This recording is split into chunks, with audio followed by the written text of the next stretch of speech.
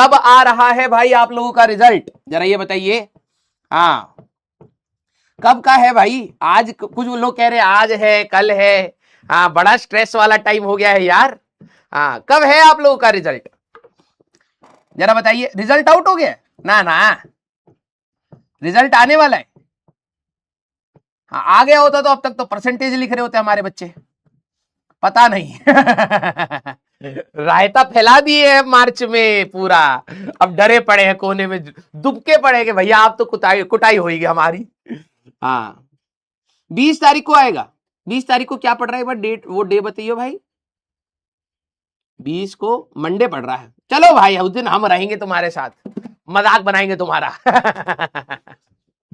हाँ, मजाक कर रहा हूं। हाँ, अब जैसा भी होगा यार, देखो जैसा भी होगा होगा, लोड मत लेना, ठीक है। हाँ, बस बात यह है कि अगर कुछ कमियां रह गई होंगी तो यहां से इंप्रूव करने की कोशिश करिएगा, ठीक है। यस, चले भाई। हाँ, भूल जाओ रे, भूल जाओ। हाँ, अब नया नया पढ़ा जाए। हाँ, अब कितनी बार 10वीं खराब करी गए हैं, 11वीं करते हैं मिल करके, चलिए। हाँ, आ जाओ भाई, कल ही तुम्हारी इज्जत बढ़ाई है भाई मार्केट में मैंने। हाँ, आज ही पोंपो कर दो सब उस पर। कल मैं कमेंट पढ़ रहा तुम्हारे, एक कह रहा भाई राजवंश सर ने तो हमारी इतनी तारीफ कर दी अलग सर के सामने, और तूने क्या करा है, चुगली करी ऊपर से। यही होता है भाई, जब प्रिंसिपल आते हैं ना तब हमें क्या करना होता है, जैसे अरे sir very good class, very good class sir, very good, reciprocate करना होता है। हाँ, एटिकेट सिखाने पड़ रहे हैं। सर लिखना है नहीं बेटा, जीभ से चाट जाइए, सबसे याद हो जाता है या नहीं है, ये पहले बता दो। हाँ, ये कह रहे लिखना है क्या? नहीं बेटा, टीचर जब पढ़ाता था ना तो स्क्रीन को चाटने से याद होता है। भाई किन के बीच में भर दिया वो। हाँ, सारे बच्चे, yes, this is unit of force ही है इन सीजीएस, इसका एक नाम होता है जो तुम्हारी शक्ल पर जाता है। क्या बात कर रहे हो सर?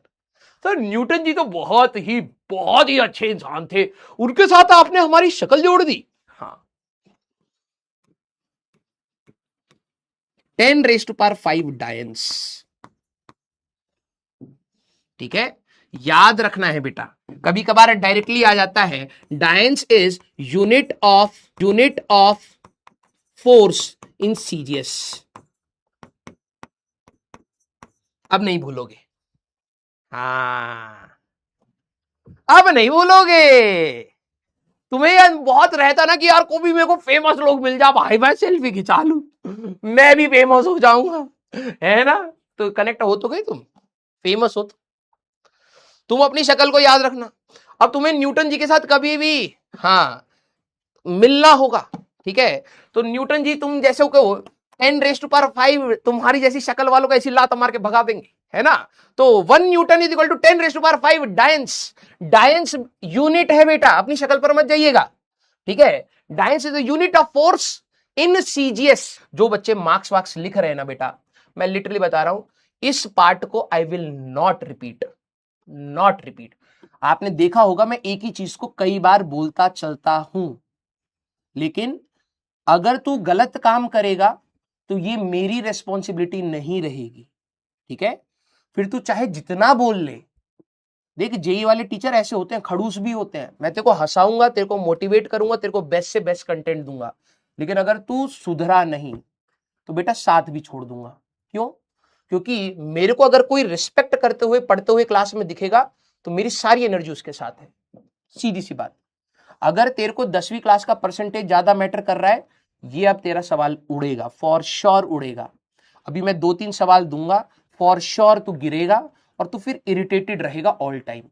एक ही बारी में अगर आप किसी चीज को सटीक तरीके से समझते हो, आपका इरिटेशन लेवल डाउन हो जाता है, और एक बार आपका इरिटेशन लेवल डाउन हो गया, आप बाकी सवालों को आराम से समझ पाएंगे। क्लियर? तो अब जरा देखना, सर रिपीट कर दीजिएगा, और अगर कौन है तो उसका कौन।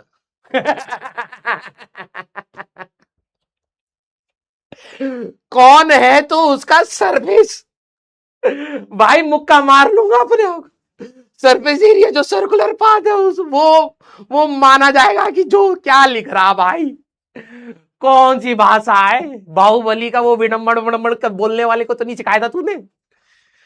कौन है?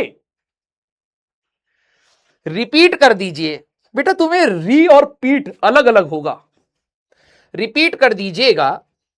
और कौन कौन है तो उसका सरफेस एरिया जो सर्कुलर पाथ है वो माना जाएगा कि जो उसका पता नहीं बीच में छोड़ दिया। लिखते लिखो समझ लेगा टीचर। तो देखो आईआईटी का पास आउट है ना, तेज तो होगा ही, आधा ही बोल देता हूं, अब आगे तो नींद आ रहा, सो गया, पूरा भी नहीं लिखा है।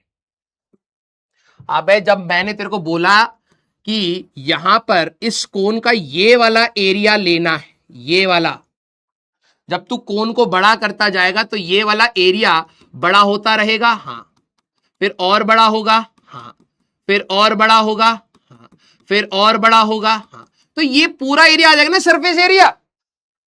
हाँ, सरफेस एरिया लेना ऊपर वाला जहां पे तुम चेरी लगाते थे बेटा।